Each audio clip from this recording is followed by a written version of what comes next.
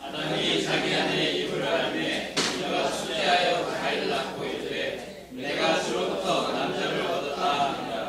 그녀가 다시 그의 동생 아벨을 낳았는데 아벨은 양을 지키는 자였으나 가인은 땅을 가는 자였더라. 시간이 흐른 후에 가인은 땅의 열매 중에서 족대의 뿔을 가져왔고 아벨도 자기 양떼의 첫 새끼들과 그것들의 기름 중에서 가져왔는데 주께서 아벨과 그의 헌물에는 관심을 가지셨으나 가인과 그의 헌물에는 관심을 갖지 아니하였으므로 가인이 몹시 불을 내고 그의 얼굴빛이 변하니라. 주께서 가인에게 이르시되 너가 어찌하여 분을 내느냐 어찌하여 내 얼굴빛이 변하였느냐 내가 자랑한다면 너를 낳지 아니하겠느냐 그러나 내가 자랑하지 아니하면 내가 내 얼굴이니라. 그의 영광이 내게 있으니 너는 그를 가지게 것이라 하시니라. 가인이 자기 동생 아벨과 이야기를 하니라. 그 뒤에 그들이 들에 있을 때에 가인이 자기 동생 아벨을 치려고 일어나 그를 죽이니라.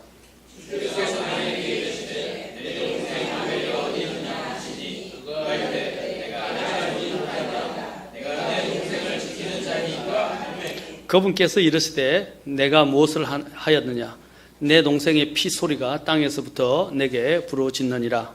땅이 자기 입을 벌려 내 손에서 내 동생의 피를 받았으며 이제 네가 땅에서 저주를 받았느니 땅이 12절 내가 땅을 갈아도 이후로는 땅이 자기 효력을 내게 내지 아니할 것이요 내가 땅에서 도망하는 자가 되고 방랑하는 자가 되리라 하시매. 기도하겠습니다. 하나님, 오늘 이 시간에 또한 주님이 임재하시고 함께 하셔서 주의 말씀을 힘있게 하시고 또 말씀이 흥왕하도록 역사해 주시기를 원합니다. 주님께 이 모든 시간 영광을 돌리고 또 주님께서 주재해 주시기를 간절히 원하며 예수님의 귀한 전함을 받들어 기도합나이다. 아멘. 앉으시겠습니다. 저는 오늘 아벨의 경배와 가인의 숭배라는 제목으로 여러분에게 말씀드리고자 합니다. 시간이 모자라면 다음 시간까지 갈 수 있을지도 모르겠지만 제가 왜 가인의 경배라고 그러고 또 제목을 아벨의 경배라고 그러고 가인의 숭배라고 했냐면 경배는 하나님께 드리는 것이고 숭배는 이제 자기 자신이나 다른 신들에게 드리는 것을 묘사하기 위해서 대조시키기 위해서 일부러 제목을 그렇게 붙였습니다. 가인과 아벨은 여러분이 잘 알다시피 아담과 이브 사이에서 태어난 두 아들이었습니다. 그들은 같은 부모를 두었지만 너무나도 다른 성격이었고 너무나도 다른 상황으로 그들이 나아간 것을 보게 됩니다. 같은 환경에서 자랐지만 또 자기의 모든 부분에서 충실하였지만 그들이 하나님 앞에서는 받아들여진 자가 되어졌고 받아들여지지 않은 자가 됐다는 사실은 우리가 좀 더 깊이 있게 주목해 볼 사실이라고 할 수 있습니다. 그들의 차이점이 무엇입니까? 무엇이 그들의 이러한 차이를 만들어낸 것입니까? 나중에 보면 가인은 살인자가 되었고 아벨은 희생자가 되었습니다. 아벨에 대해서 먼저 우리가 한번 살펴보도록 합시다. 히브리서 11장 4절에 보면 바로 이 가인과 아벨의 차이에 대해서 특히 그들이 드린 경배의 차이에 대해서 말씀해 주고 있습니다. 제가 전에 이 경배와 관련해서 설교를 계속하면서 경배와 관련해서 구약의 제일 경배라는 단어가 먼저 나오는 실제적으로 언급되고 있는 것이 창세기 22장 아브라함의 경배에서부터였다고 했습니다. 그 다음에 신약에서는 마태복음 2장에서 바로 또한 동방에서 동쪽에서 온 현자들, 지혜로운 자들이 주님 앞에 왔을 때 그들이 경배했다고 말하고 있습니다. 다 보면 무릎을 꿇고 경배한 것을 보게 됩니다. 무릎을 꿇고 경배를 했어요. 그런데 오늘 또 성경에서 사실 먼저 그 단어가 언급된 것은 아브라함이나 신약에서는 이 동방에서 온 지혜자들과 관련해서 직접적으로 언급되었지만, 직접적으로 언급되지 않았지만 경배의 형태를 띠면서 경배가 어떤 것인지를 처음으로 성경에서 다루고 있는 내용이 오늘 이 창세기 4장의 내용이라고 할 수 있습니다. 자, 여기서 이 4장에 대해서 여러분이 특히 히브리서 11장으로 가보시면, 히브리 11장이 무슨 장이죠? 믿음의, 그렇죠, 영웅들을, 그죠? 믿음의 전당과 관련해서 믿음의 영웅들에 대해서 기록하고 있습니다. 믿음의 전당이라고 불려지죠. 그죠? 자, 믿음의 이 전당에서 제일 먼저 이 믿음과 관련해서 사실 언급되고 있는 사람이 누구냐? 바로 여기 있는 아벨이라는 것입니다. 아벨. 그래서 히브리서 11장 4절에서 제일 먼저 언급되는데, 그를 어떻게 평가하냐면, 믿음으로 아벨은 가인보다 더 뛰어난 희생물을 하나님께 드리고 그것으로 말미암아 자기가 어렵다는 증거를 얻었으니 하나님께서 그의 예물들에 대하여 증언하시느니라. 그가 죽었으나 믿음으로 여전히 말하고 있느니라.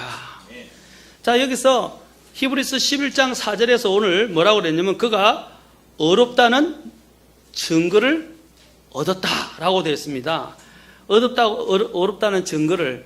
그리고 또 하나, 주님께서도 이 아벨에 대해서 마태복음 23장 35절에 보면 이 아벨에 대해서 뭐라고 그러냐면 의로운 아벨이라고 부르고 있습니다.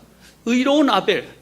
그가 어렵다는 증거를 얻었고 의로운 아벨이라고 주님께서 그를 칭하셨는데, 그의 의는 어디서 난 것입니까? 그의 의는 어디서 난 것입니까?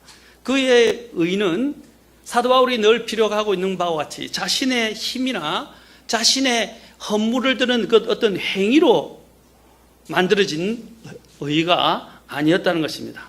하나님께서 그에게 의를 주신 것은 무엇입니까? 하나님께서 아브라함의 믿음을 보시고 그것을 그에게 의로 간주하셨다라고 되어 있는 것처럼, 동일하게 하나님께서 지금 이 아벨에게 있었던 것은 바로 아벨의 믿음 때문에 그를 의롭게 여기셨다는 것입니다. 믿음이 아니고서는 우리가 하나님 앞에서 의롭다함을 받을 수가 없습니다. 누구도 의인이라 칭함을 받을 수 없습니다. 여기서 보면 히브리서 11장 4절에 보면 재미있는 사실은 믿음이라는 단어, 믿음으로라는 단어가 두 번이나 연속해서 나오고 있습니다. 이 짧은 구절에서. 바로 이 믿음이 얼마나 중요한 문제인가. 바로 이 믿음과 관련해서 믿음의 전당이라는 히브리 11장에서 가장 먼저 언급된 것이 이 아벨이며, 또 이 아벨에 대해서 언급하면서 두 번이나 믿음으로라는 단어를 사용하고 있다는 것입니다. 그래서 우리가 하나님 앞에 의롭다 하게 되고 하나님께서 기뻐 받으시는 경배라는 것은 믿음으로 드리는 것입니다. 그래서 히브리서 11장 바로 그 뒤에 6절에서는 뭐냐면, 6절과 7절에서는 믿음이 없이는 하나님을 기쁘시게 할 수 없다고 말하고 있습니다. 여러분, 오직 믿음으로 우리는 하나님 앞에 받아들여지게 되는 것입니다. 내 행위로 내가 어떤 메리트가 있어서, 내가 뭔가 잘해서, 내게 뭔가 뛰어난 것이 있어서 하나님이 그것을 받으시고 의롭다고 여겨주시지는 않습니다. 사실 가인이나 하벨 모두 다 하나님 앞에서는 다 죄인입니다. 그러나 죄인이 하나님 앞에서 한 사람은 의롭게 되고 한 사람은 하나님 앞에서 버림을 받게 됩니다. 불의한 자가 되어버렸어요. 무엇이 그들의 차이를 만들어낸 것입니까? 바로 믿음이었다는 사실입니다. 두 사람 다 구원이 필요한 사람이었어요. 그러나 아벨은 믿음으로 하나님 앞에 나아갔지만 가인은 믿음을 사용하기를 거절했습니다. 그래서 3절과 4절에, 오늘 창세기 4장 3절과 4절에 보면, 시간이 흐른 뒤에 가인은 땅의 열매 중에서 주께 헌물을 가져왔고 아벨도 자기 양떼의 첫 새끼들과 그것들의 기름 중에서 가져왔는데 주께서 아벨과 그의 헌물에는 관심을 가지셨으나. 자, 이 부분에 대해서 아까 히브리서 11장 4절에서는 뭐라고 그랬습니까? 믿음으로, 처음에는 믿음으로라고 돼요. by faith. 믿음으로라고 말했는데 그 뒤에 뭐라면 아벨은 가인보다도 뭐 했다고 그랬어요? 더 뛰어난 희생물을 드렸다고 되어 있어요. 그러면 과연 더 뛰어난 희생물, 이 믿음, 무엇이 그들의 이러한 믿음의 차이를 만들어냈고 또 무엇이 그들로 하여금 이 헌물을 드렸던 두 헌물을 하나는 더 뛰어난 희생물로 만들었던 것입니까? 바로 이 믿음이라는 것은 전적으로 하나님의 말씀, 하나님이 가르치신 것에 바로 기초를 해야 한다는 사실입니다.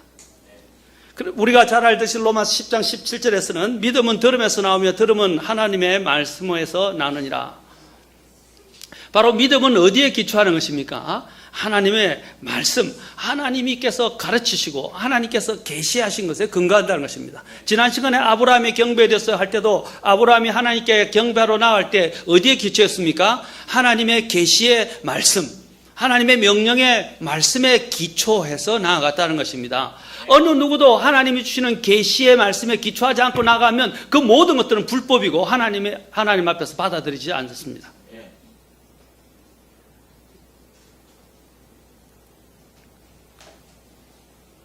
아벨의 믿음은 하나님의 말씀에 대한 믿음이었습니다.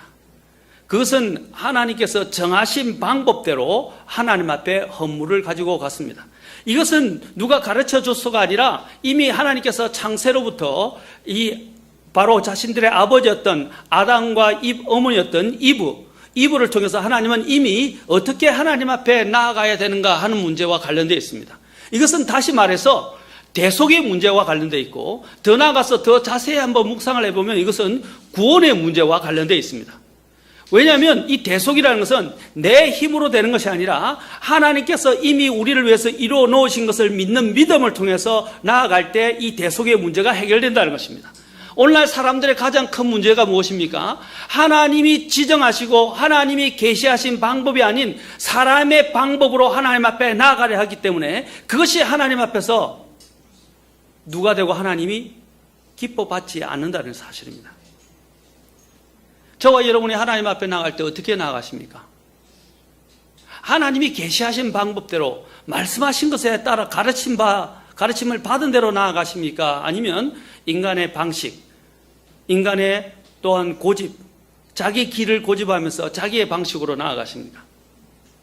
이때 그가 하나님의 방식으로 나아갔을 때 하나님께서는 그가 드린 헌물에 대해서 관심을 가지셨다라고 말하고 있습니다.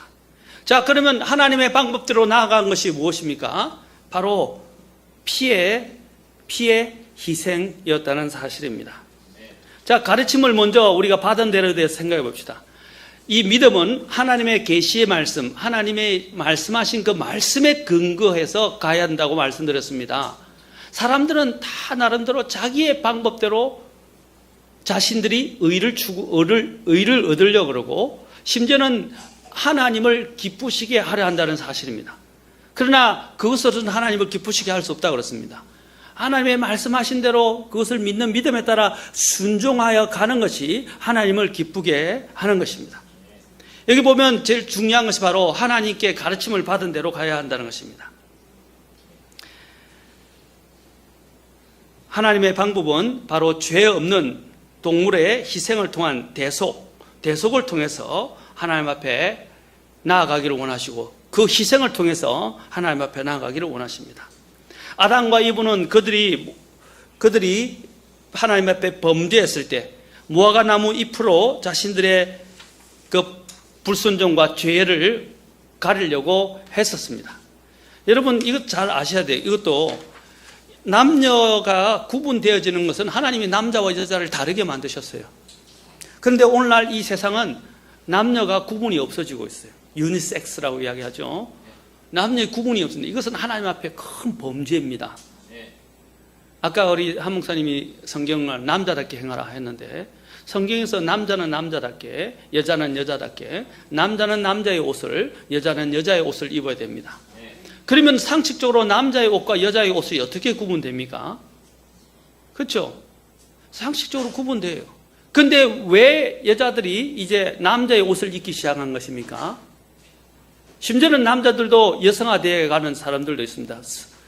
성격상으로도 이제 변질되어 가고 있고 또 잘못되어져서 성전환까지 하게 되는 것이나 심지어는 또 순리를 거슬려서 이제 또한 성적으로 영어로는 pervert라고 이야기하는데 완전히 변역 또는 변태라고 하죠. 변태적으로 변해서 이제는 동성애를 추구하게 되고 성전환을 하게 되는 것을 보게 됩니다.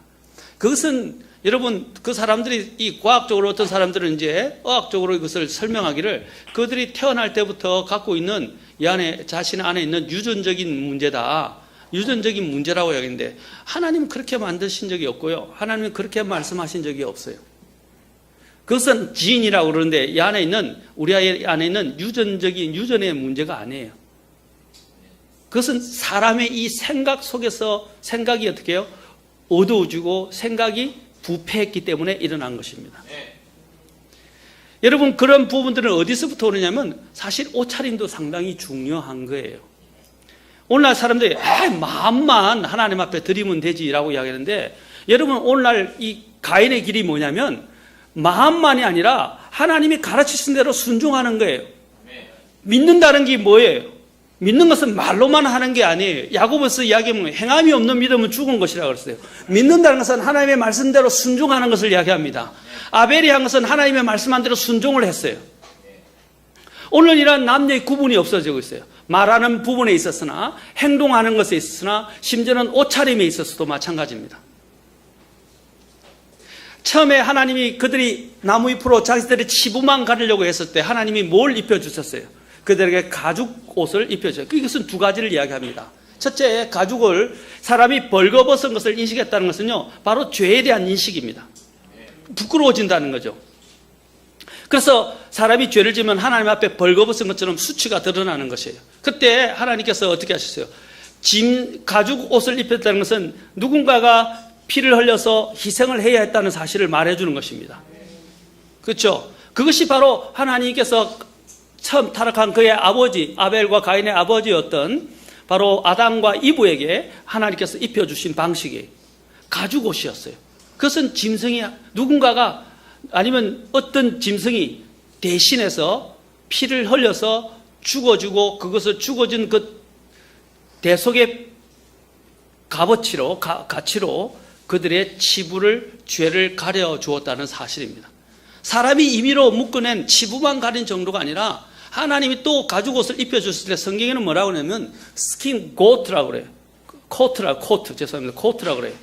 코트가 뭐죠? 네, 이렇게 온 몸의 모든 부분들을 가리는 거예요. 근데 이 잘못 그 예술가들은 표현하기를 마치 막 남자 여자가 나무 잎이 아니라 주님께서 가죽으로 미니스커트를 막 입혀놨어요. 그 성경이 말하는 개념이 아니에요. 성경은 뭐예요? 코트를 입혔다고 해요. 코트는 여기 몸에서부터요, 저 밑 발끝까지를 다 드러나지 않게 한 것입니다. 성경에서요, 하나님 앞에 갈 때 심지어는 제사장들까지도요, 허벅지를 보이는 것은 하나님 앞에 수치였어요. 허벅지를 드러내지 못하게 했어요. 또한 심지어는 하박국에서도 마찬가지로 주님께서 말씀하실 때 이사야에서도 마찬가지지만 바벨론에 대해서 말하면서 허벅지를 드러내는 것 자체에 대해서 뭐라고 하냐면 하나님께서 수치라고 말씀하십니다. 왜 하나님의 옷을 입혀주셨어요? 몸을 가리라는 거예요. 부끄러움을 가리라는 거예요. 그런데 오늘날은 정반대로 하고 있어요. 남자들이 여자 옷을 입는 것뿐만 아니라 이제 특히 더한 것은 여자들이 남성화되어가고 남자 옷을 입고 여자들의 이 평등을 외치면서 여자들의 신장 권리를 계속 주장합니다. 이 페미니즘이에요. 하나님께서 타락한 이후에는 이것을 더 강하게 정하셨습니다. 그 중에 대표적인 게 무엇입니까? 옷차림이 역행을 하는 거예요. 그것은 구약의 율법이 아니에요. 신약에도 마찬가지예요.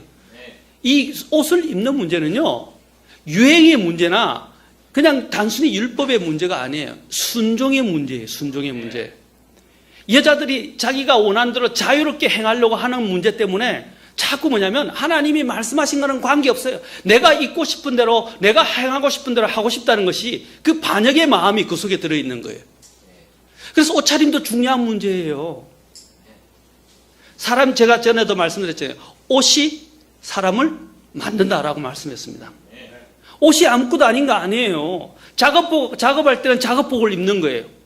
결혼식 갈 때는 예복을 입는 거예요. 맞습니까? 군인들은 군인들에 맞는 것 또한 군대 맞는 복장을 입는 거예요. 군대 복장도 뭡니까? 전투복이 있고요. 또 의장을 위한 의장복이 있고요. 다 옷차림이 다 틀려요. 맞습니까? 각각에 맞게 있는데 우리는 바로 예수 그리스도의 옷으로 입을 뿐 아니라 예수 그리스도는 의의 옷을 입었을 뿐 아니라 또 하나님의 사람다운 모습의 옷을 입어야 됩니다. 아까 주님께서 단정한 그 가죽 코트를 입혀주신 것처럼 단장해서 자기에게 가릴 것들을 가려야 돼요. 다음에 제가 이거 자세하게 한번 설교를 할 겁니다. 이 부분에 대해서. 근데 오늘 이 세상이 역행하고 세상이 자꾸 그런 문화로 들어가니까 우리 아이들도 세상에 접하게 되니까 우리 오늘 자매님들조차도 심지어는 이 세상이 원하는 방식대로 가는 거예요. 그리고 그런 걸 이야기하면 고리타분한 거고 잘못된 거고 왜 억압하냐 그러고 왜 율법으로 돌아가느냐 그러고 그거는 하나님을 사랑하고 하나님께 순종하는 사람들의 태도가 아니에요. 그것은 반역의 마음에서 나오는 겁니다. 옷차림 또한 중요합니다. 자, 제가 말씀드린 것은 우리가 하나님 앞에 나간 것은 하나님이 말씀하신 그 지정하신 방법대로 나아가는 거예요. 내가 원하는 방식대로 나아가는 거 아닙니다.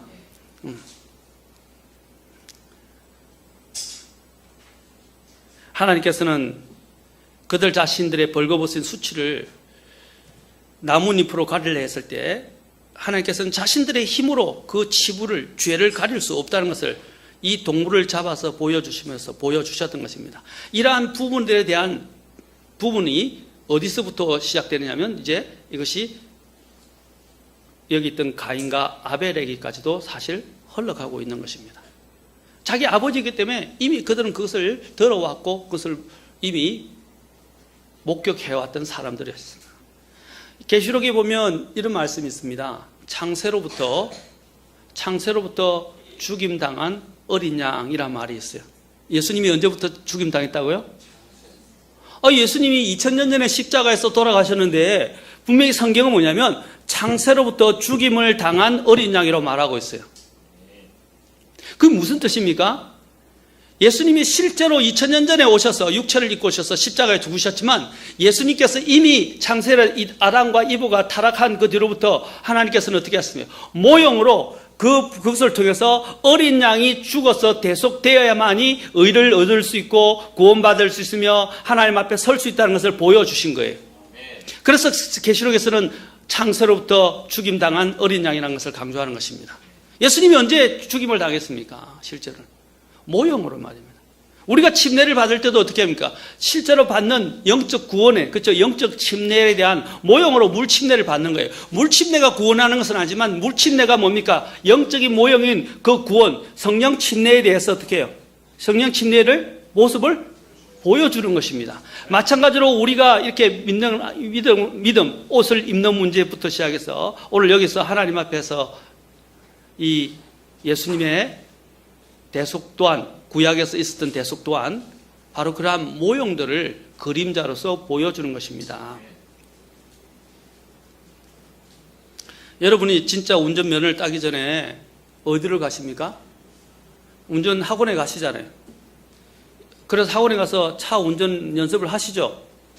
그렇죠? 근데 운전면허를 땄는데 계속 학원에만 머물러 있으면 돼요? 아니죠. 이제는 차를 직접 운전을 하셔야죠. 그렇죠? 맨날 차 빌려서 학원에서 운전하지 않을 거 아닙니까? 이와 같아요.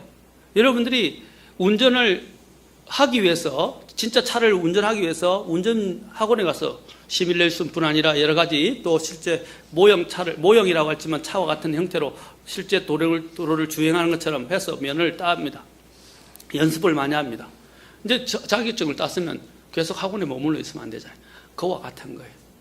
이전에는 하나님께서 모형으로 이 모든 걸 주셨지만 이제 실제 그것은 누구를 가리키냐면 예수 그리스도를 가리키는 거예요. 나중에 왜 이 문제가 중요하냐면 뒤에서 다루게 될 것입니다. 하나님께서 아벨에 대해서 이야기한 것처럼. 하나님께서는 이것을 통해서 바로 피를 흘린 대속의 값이 지불되어야 한다는 것을 보여주신 것입니다. 아벨이 하나님의 방법과 하나님께서 정하시는 것을 믿었다는 것은 성경이 이미 우리에게 말씀해 주십니다. 믿음으로 아벨은 하나님께서 그의 부모에게 보여주셨던 그 방식에 따라 하나님 앞에 헌물을 드렸던 거예요. 여기 가인은 땅에서 난 것을 드렸죠. 여기서 보면 그렇죠? 땅의 열매 중에서 주께라고 되어 있어요. 다 여기서 성경에서 어떻게 드렸는가에는 말하지 않지만 제가 볼 때는 정성껏 만들어서 줬다고 생각합니다. 그러나 어떤 것을 드리냐의 문제가 아니라 하나님께서 지정하신 방법대로 드리느냐 안 드리느냐의 차이가 이들 두 사이를 나누어 놨다는 것입니다.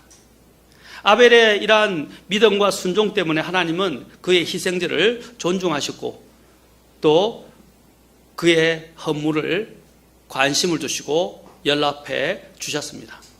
여러분 하나님 앞에 갈 때요 제발 내 방식으로 내가 원하는 대로 내가 하고 싶은 대로 하나님 앞에 나아가지 마시고요. 하나님이 뭐라고 하는가 아까도 말씀드렸죠. 결국에는 우리가 하나님 앞에 서게 될 것인데 하나님 앞에 설 때 우리가 무엇으로 심판을 받습니까? 예수님께서 심판하시지만은 마태복음 요한복음에서 뭐라고 그랬습니까? 하나님의 말씀대로 심판을 받는다고 그랬어요. 하나님의 말씀대로요. 나중에 심판할 때 또 하나님께서 성경을 펼쳐서 성경을 가지고 행위대로 심판하실 거예요. 말씀에 기록된 것에 어긋났는지 않는지. 자기 방식을 고집하지 마십시오. 주님께서 또한 좁은 길과 관련해서 말씀하실 때 뭐라고 말씀하셨습니까? 주여 주여 하는 자가 다 하늘의 왕국에 들어갈 것이 아니요. 뭐라고 했어요? 하나님의 뜻대로 행하는 자라야 라고 말씀하셨어요. 뜻대로 행하는 자가 지혜로운 자며 그렇죠? 바위에 집을 지은 자와 같다고 그랬어요. 그러나 하나님의 뜻대로 하니까 주여 주여를 외치면서도 자신의 방식대로 나아간 사람들을 주님은 모래 위에 집을 지은 어리석은 자와 같다고 그랬어요. 나중에 그 사람의 차이를 만드는 게 하나님의 뜻대로예요. 사람의 가장 큰 문제는 이 종교적인 성향, 이 가인이 갖고 있을 건데 그냥 자기가 하고 싶은 대로 하나님 앞에 가겠다는 거예요. 그게 가인의 길이라고 불려집니다. 나중에 가인의 길 나옵니다.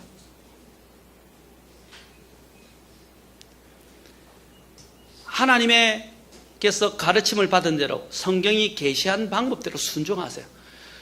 그냥 여러분들이 정말로 하나님의 사람이고 정말 하나님의 앞에서 구원받은 사람들이라면 성경에서 베드로에서 뭐냐면 너희는 이제는 불순종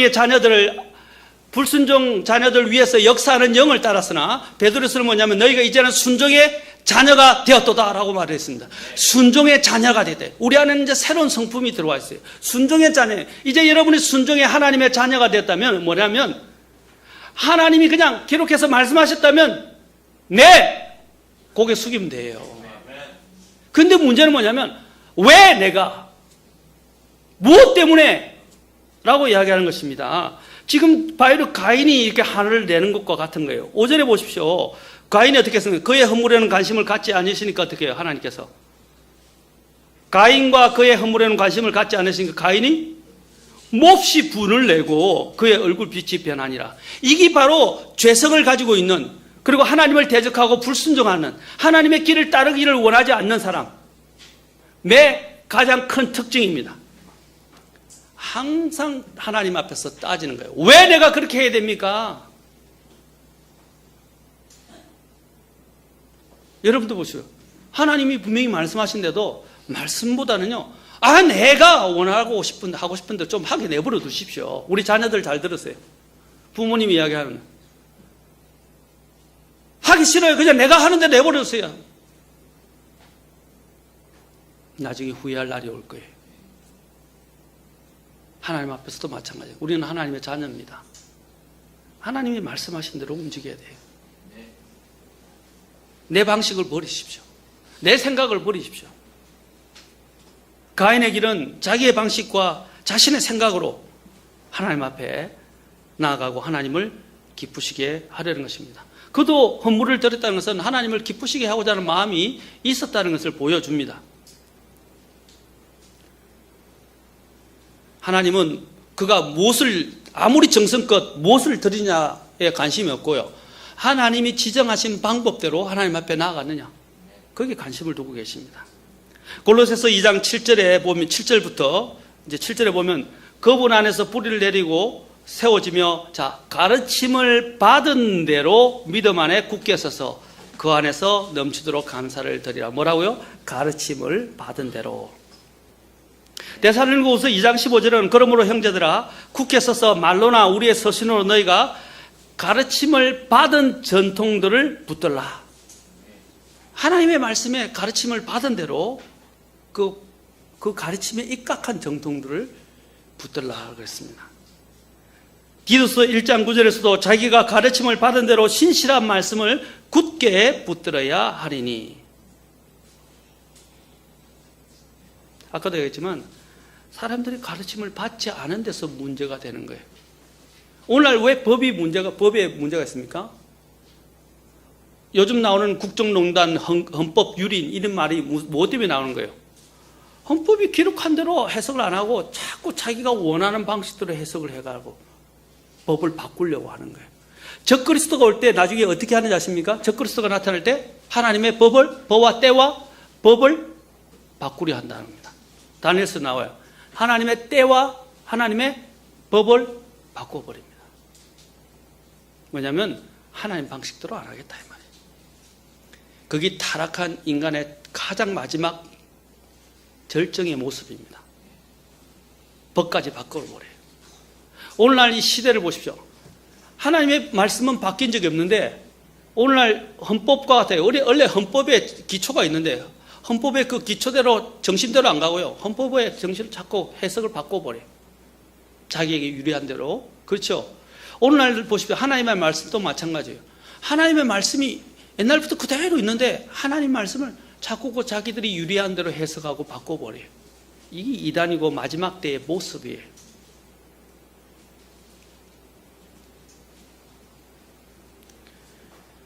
요한복음 6장 45절에서 예수님께서 말씀하시기 대언자들이 그래 그들이 다 하나님께 가르침을 받으리라 하고 기록되었을 때 그러므로 아버지께 듣고 배운 자마다 내게로 오느니라 라고 했어요.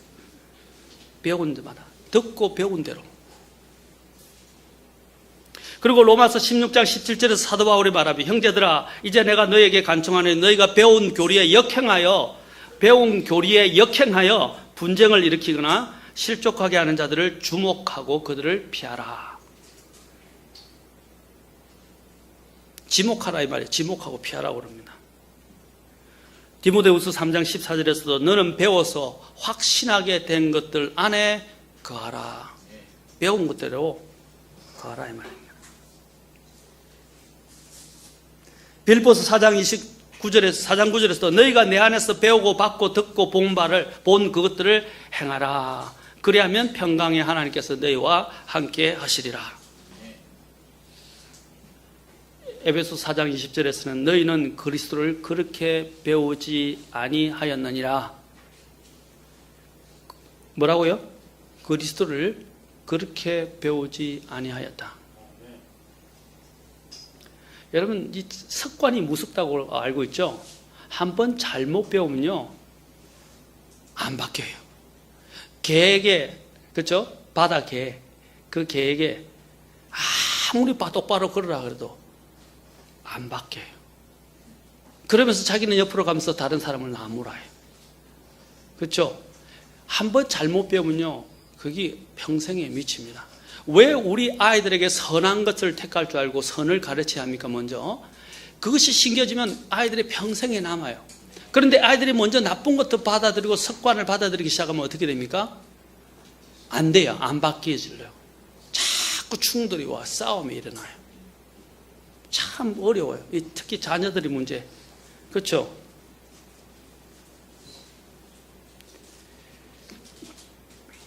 디모데후서 3장 7절에 보면 항상 배우나 결코 진리를 아는 데 이르지 못하느니라.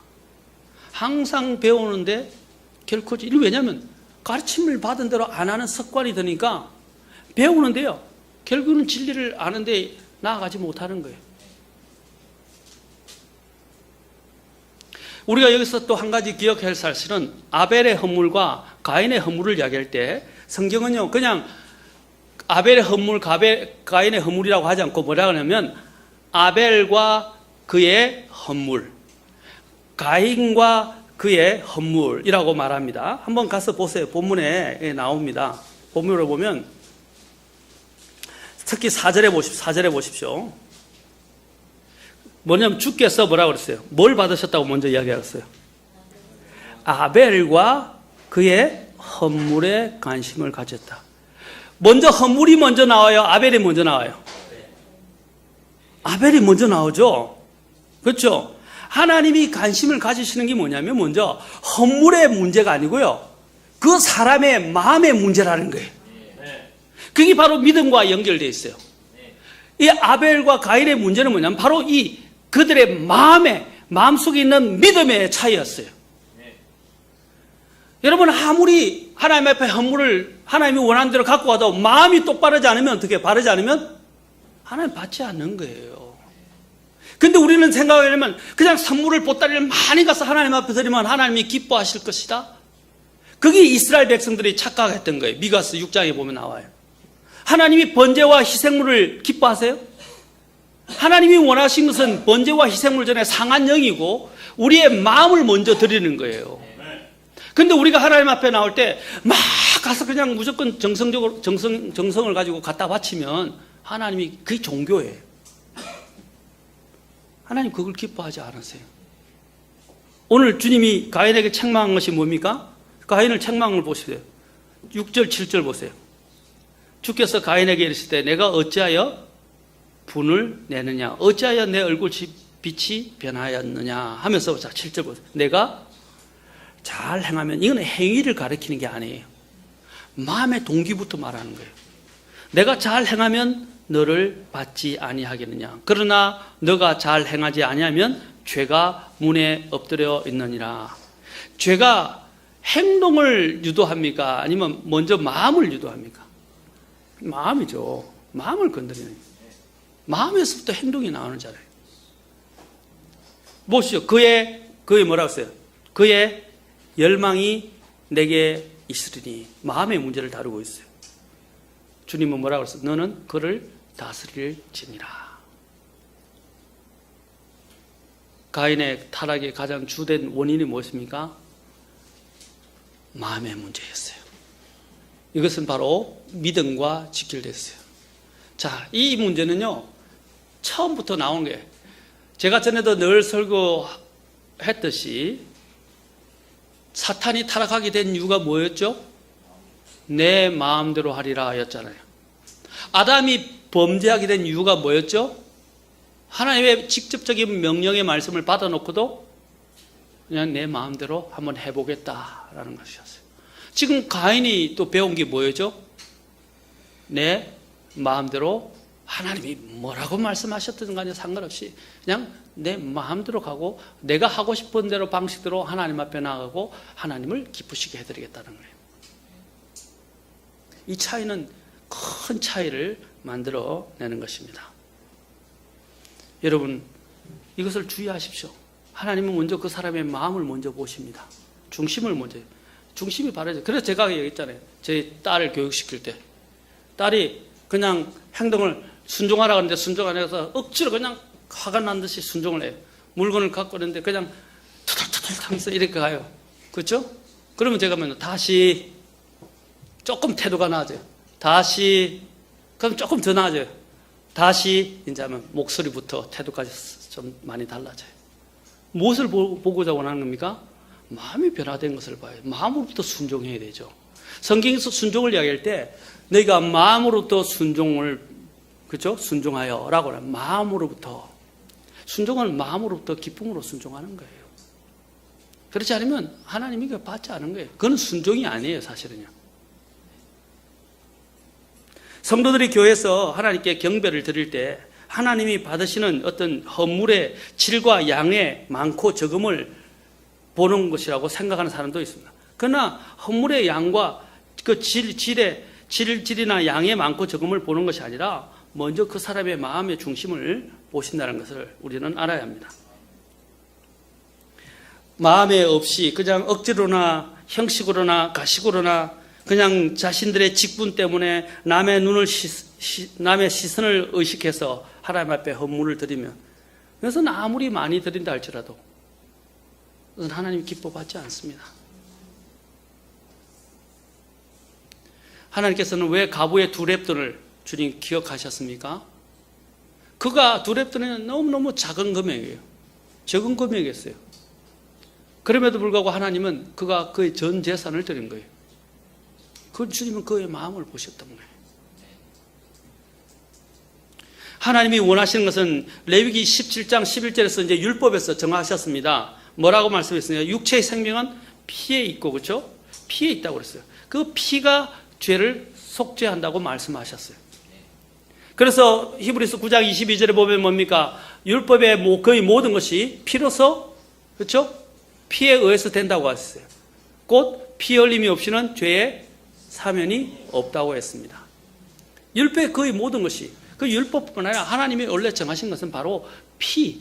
그래서 하나님께서 이 어린 양이, 아벨의 어린 양을 드는 것은 아담으로부터 하나님께서 주신 그 방법, 지정하신 방법대로 하나님 앞에 나아갔다는 거예요. 그것은 무엇을 이야기합니까? 그 지정하신 방법에 그냥 억지로 순종한 게 아니라 하나님에 대한 믿음을 갖고 그것만이 대속할 수 있다는 것을, 그의 믿음을 가지고 하나님 앞에 나간 거예요. 그것이 바로 더 뛰어난 희생물이라고 이야기할 수 있습니다.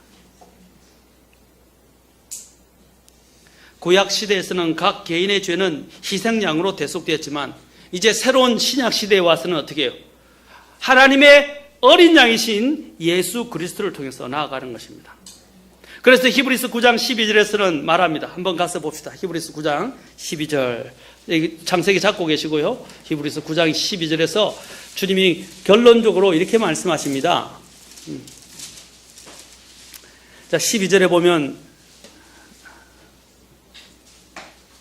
염소와 송아지의 피가 아니라 그랬어요. 이제는 그런 계속 매번마다 드려야 하는 짐승의 피가 아니라 자기 피, 곧 하나님의 피를 힘입어 단 한 번 거룩한 곳에 들어가사 우리를 위하여 영원한 구속을 얻으셨느니라. 아멘. 여기서 굉장히 중요한 단 한 번이라는 단어 중요합니다. 히브리스의 핵심 중에 하나예요. 단 한 번에. 그 다음에 또 뭐라고 그랬어요? 영원히.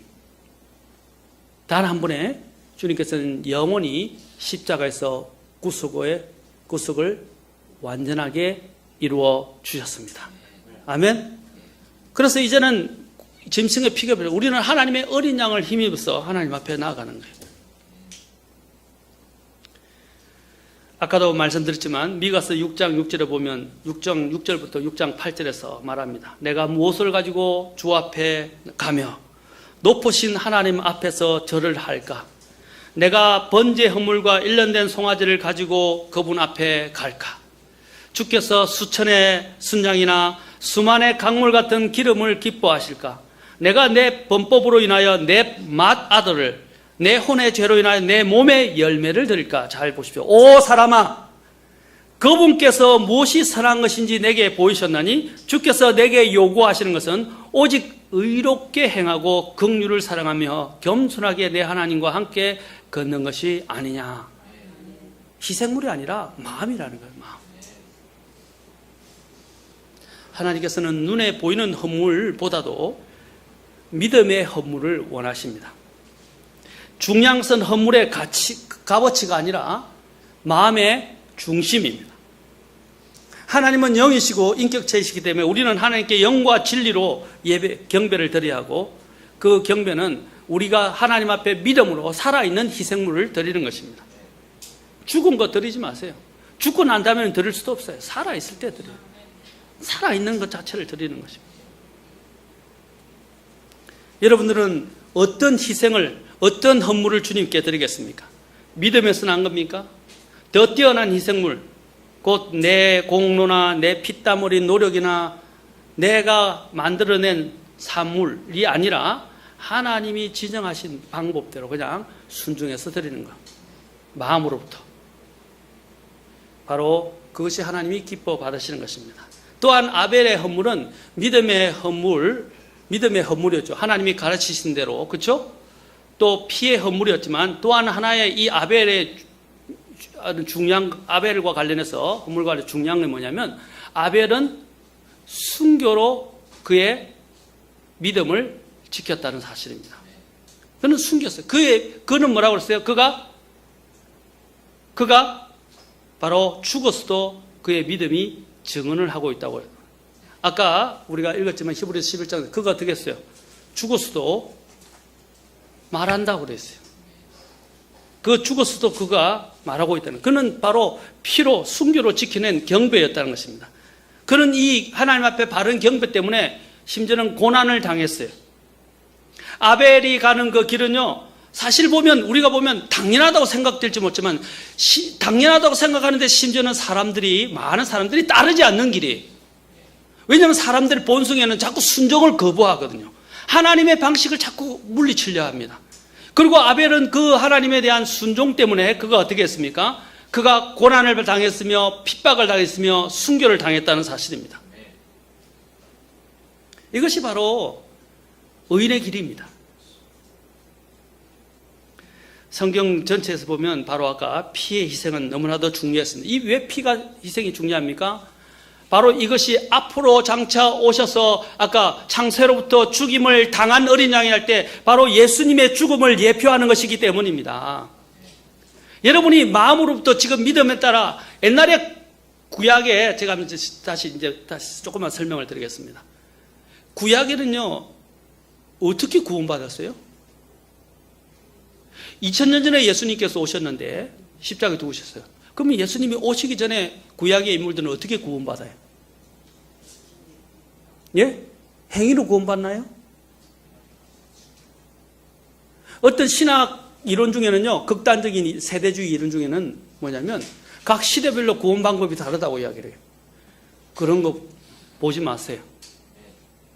그 건전한 근본주의라고 이야기하면서 엉뚱한 교리를 가르치는데 에베소서 2장 8, 9절에 따른 방법 외에는 구원 방법은 없어요. 그런데 이제 에베소서 2장 8, 9절이 뭐죠? 우리가 은혜로 인하여 믿음을 통해 그렇죠? 믿음으로 구원을 얻는다는 겁니다. 그래서 이것은 하나님에게서 난 것이고 사람이 행위로 된 것이 아니고 하나님의 선물이다. 자, 중요한 겁니다. 중요한 부분 다시 한번 생각해 봅시다. 구약에 예수님 오시기 전에는 어떻게 구원받죠? 구원이 없었나요? 구원이 있었습니까? 없었습니까? 있었습니다. 예. 오실 예수님을 바라봤어요. 근데 예수님을 바라봤는데 그 오실 예수님을 어떻게 바라본 것입니까? 바로 믿음으로. 자, 믿음으로 뭘 하면서? 그냥 바라만 봤나요? 하나님이 지정하신 그 방법대로 순종했어요. 그 안에는 뭐가 들어있어요? 바로 예수님의 구원의 모형이 다 들어있다 이 말이에요. 그들이 그 모형에 순종을 함으로써 어떻게 해요? 예수님을 믿음으로 받아들인 거예요. 그리고 그 예수님의 희생을 어떻게 해요? 자신들의 대속에, 그렇죠? 대속으로 만회한 것입니다. 간단한 거예요. 어려운 게 아니에요. 그들은 바로 믿음으로 예수님을 내다봤던 것입니다. 자, 아까도 했지만 이것은 아벨의 이 죽음은요, 예수님의 죽음에 대한 예표입니다. 예수님의 죽음. 바로 오늘날 십자가에서 피를 흘리신 예수님의 피의 공로를 의지하여 경배를 드리는 모습을 우리에게 잘 보여주고 있습니다. 곧 예수님의 공로를 의지하지 않고서는 우리가 누구도 천국에 갈 수 없다는 것을 보여주는 것입니다. 믿음으로 살고자 하는 사람에게는 고난이 따를 수밖에 없어요. 이것은 교회 역사를 통해서도 나타났어요. 로마 시대에 있었으나 심지어는 나중에 중세 암흑기 시대에서도 어떻게 했습니까? 종교가 믿음의 일을 가진 사람들을 핍박하고 죽이고 순교시켰어요. 맞습니까? 그것도 주님의 이름으로. 그게 로마 가톨릭이 자행했던 것이고, 수많은 우리의 믿음의 선배들인 침례 성도들이 이단으로 정죄되면서 죽어갔던 방식이에요. 무서운 거예요. 이 종교가요, 더 무서워요.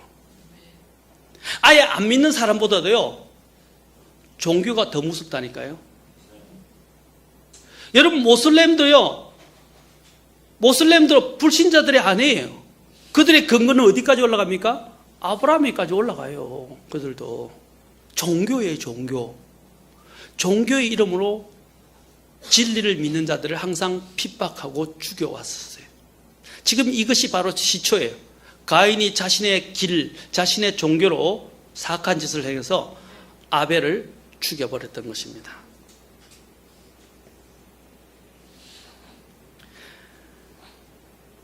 여러분 히브리서 11장에서 바로 이 믿음이 얼마만한 대가를 지불했는지를 보여줍니다.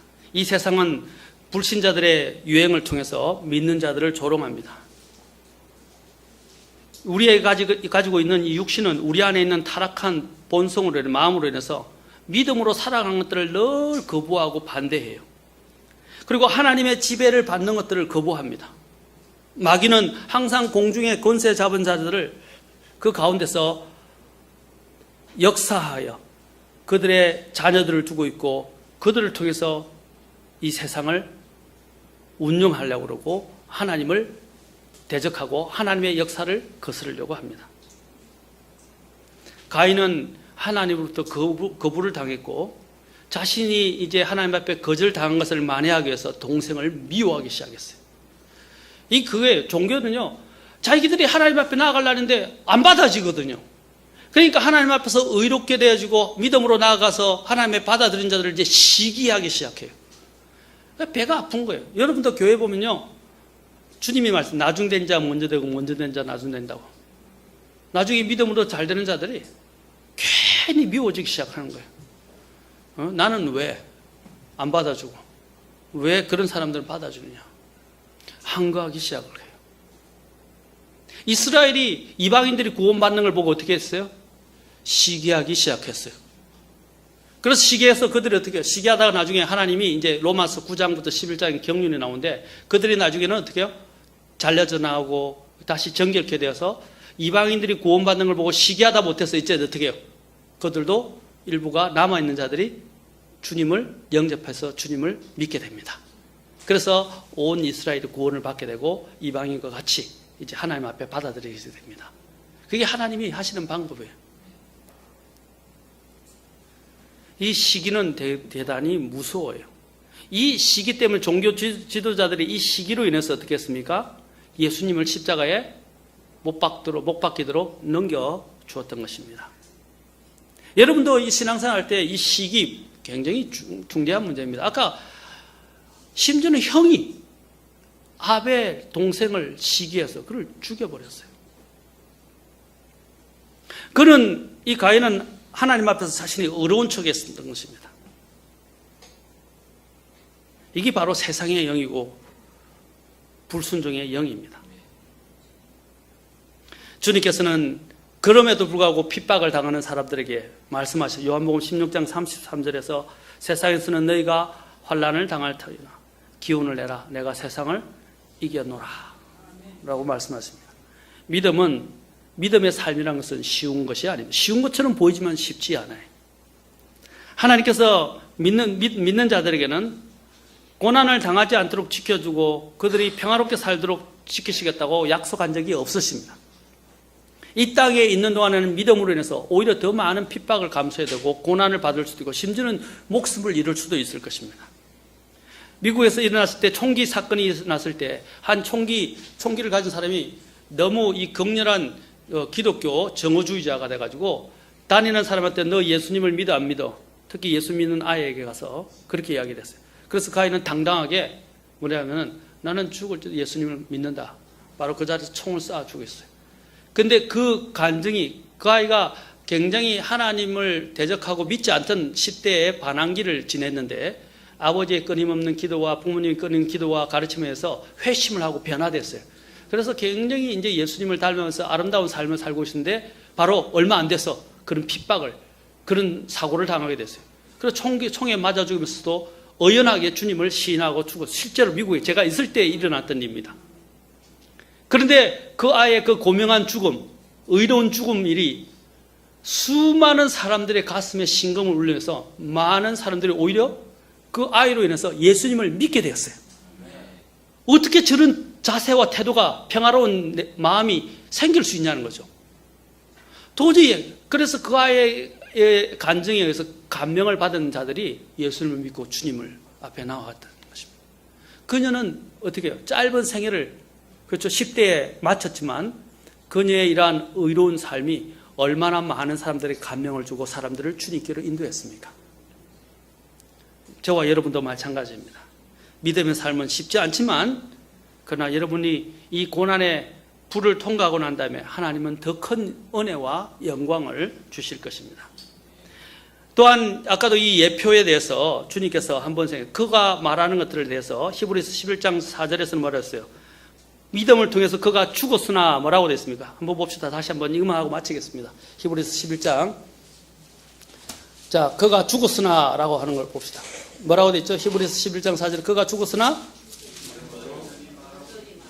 예, 그가 죽으나 그는 아직도 말한다. 그런 증거하는 믿음을 가지고 있었어요. 아까도 얘기했죠. 그 아이가 죽었었으나 그 아이가 어떻게 그 의로운 죽음으로 인해서 수많은 사람들의 감명을 주고 사람들을 믿게 한 것처럼 지금 이 아벨의 죽음이 뭐라고 그랬습니까? 아직도 말하고 있다라고 말하고 있습니다. 아직도 말한다니. 여전히 말하고 있다. 주님께서 놀라운 부분들도 언급하셨습니다. 한 구절 더 봅시다. 마태복음 23장 35절로 가봅시다.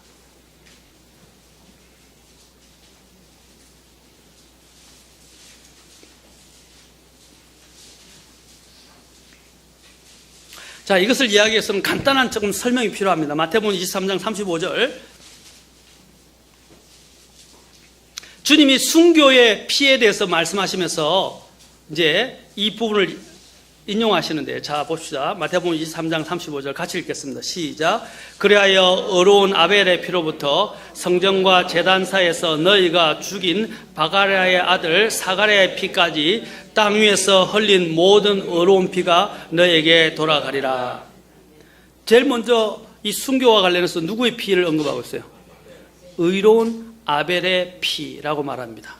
그 다음에 더 뭐라고 했어요? 그 다음에 사가랴의 피. 여러분 히브리 성경을 보면 오늘날 우리 성경의 순서와 틀려요. 히브리 구약 성경은 제일 먼저 창세기로 시작해서 역대하로 끝납니다. 역대하로 끝나요. 그런데 제일 먼저 창세기에 언급된 순교자가 누구죠? 아벨이죠. 성경의 히브리 성경의 구약 성경의 제일 마지막이 뭐예요? 역대하라 그랬죠. 역대하에 언급되어진 그 순교의 피가 누구냐면 사가랴예요. 그 주님은 바로 성경 처음부터 구약 성경의 마지막에 있는 바로 순교한 사람들의 피에 대해서 이야기를 하고 있어요. 바로 이 피가 뭡니까? 이제 그들에게 돌아갈 것이라고 말하면서 주님께서 바로 이 동일한 이 순교에 대해서 언급하신 것입니다. 바로 예수님의 죽음에 대해서 언급한 거예요. 주님께서는 이 동생의 피가 땅 위에서부터 내게 들린다라고 하나님께서는 말씀하셨어요. 내 동생의 피의 소리가 땅 위로부터 내게 들린다라고 말씀하셨어요. 시간상 찾아보지 않겠습니다. 창세기에 있습니다. 아벨의 피는 땅 위에서 외치지만 우리 주 예수 그리스도의 피는 하늘로부터 계속 울려 퍼지고 있습니다. 아벨의 피는 심판을 요구하는 소리였지만 우리 주님의 피는 긍휼과 은혜를 외치고 선포하는 음성입니다. 가인은 아벨의 피로 인해서 하나님의 면전에서 쫓겨났지만 예수 그리스도의 피는 우리에게 하나님 앞에서 살아갈 수 있는 영원한 산 길을 열어 놓으셨습니다. 아벨의 피는 그냥 죽음만을 생각하지만 예수님의 피는 영원한 생명을 우리에게 선언해 줍니다. 그래서 젊은 나이에 순교를 당했던 짐 엘리엇이 이렇게 말했습니다. 영원히 잃지 않는 것을 얻기 위해 간직하지 못할 것을 버리는 자는 어리석은 자가 아니다. 그런 일시적인 자기의 목숨과 하나님께 주시는 영원한 생명과 영광을 비교해서 말한 것입니다. 사랑하는 성도 여러분, 여러분 하나님 앞에 어떻게 나아가겠습니까? 하나님은 아벨을 통해서 우리에게 증언하시고 지금 말씀하십니다. 어떻게 하나님 앞에 나아가야 할 것인가? 믿음으로 뛰어난 희생물을 드리고 죽어서까지도 증언하는 그 아벨의 믿음, 그 믿음을 가지고 주님 앞에 경배로 나아갈 것을 원하시고 계십니다. 그의 경배는 믿음의 경배였으며 그의 경배는 순종의 경배였고 그의 경배는 또한 순교로 지켜낸 경배였습니다. 저와 여러분은 어떤 경배로 하나님 앞에 나아가기를 원하십니까? 기도하시겠습니다.